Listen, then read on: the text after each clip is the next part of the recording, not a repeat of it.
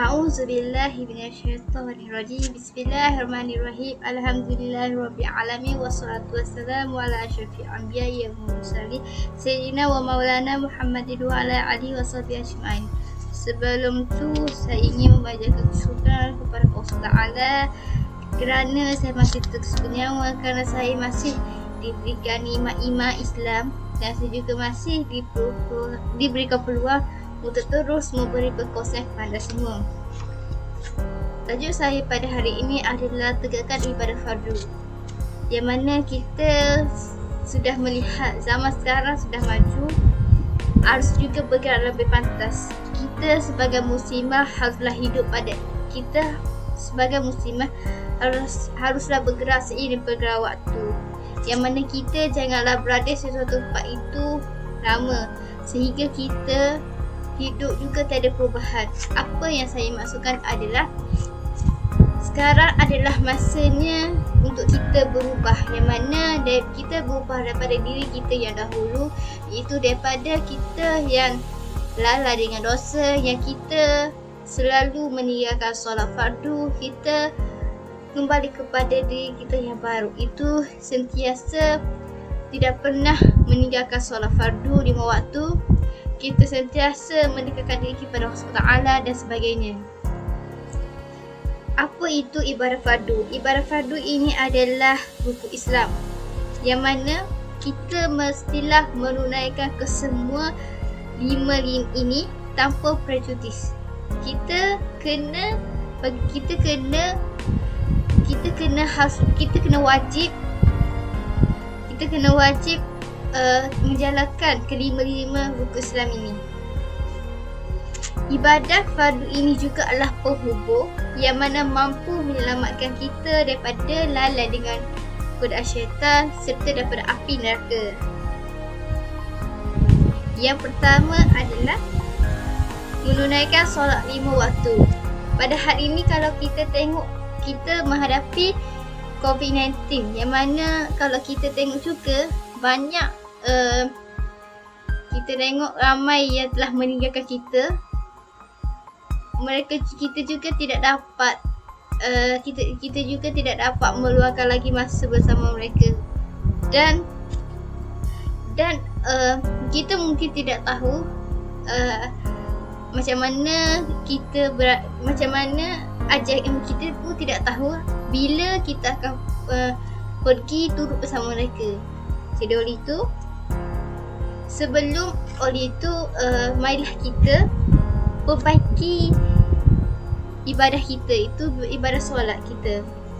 Yang kedua adalah berpuasa di bulan Ramadan, yang mana berpuasa di bulan Ramadan ini kita harus apabila masa saja bulan Ramadan ataupun sebelum saja 2 hari 3 hari sebelum masuk Ramadan, kita cepat-cepatlah kita buat ibadah sunat.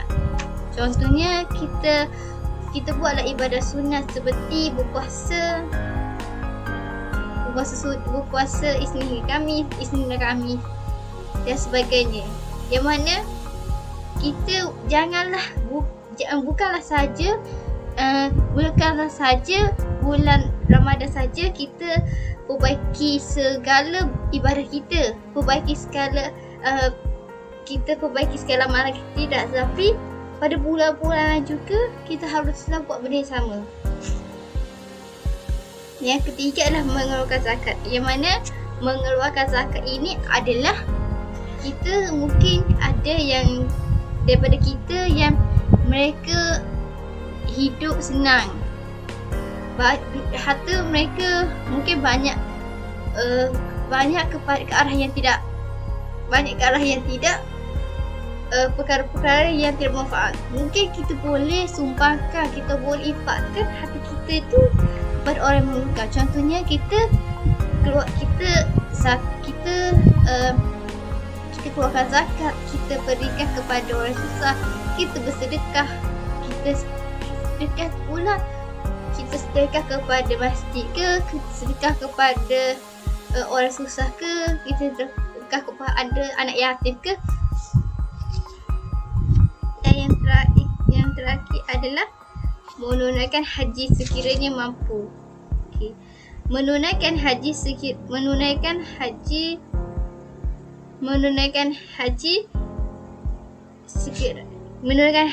sekiranya mampu ini adalah kita yang mana kita menunaikan haji sekiranya mampu ni sekiranya kita ada harta yang berlebihan. Contoh kita ada harta yang berlebihan, bolehlah kita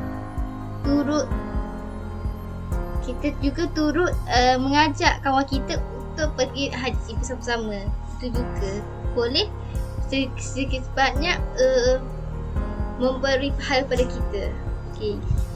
Sebenarnya rukun Islam yang pertama adalah mengucap rukun Islam pertama maafkan saya. Sebenarnya ada satu lagi rukun Islam, itu mengucap 2 kalimah syahadah. Yang mana mengucap 2 kalimah syahadah ini, pernah tak kita tengok ada orang tu nak masuk Islam? Pernah tak kita tengok ada orang Islam?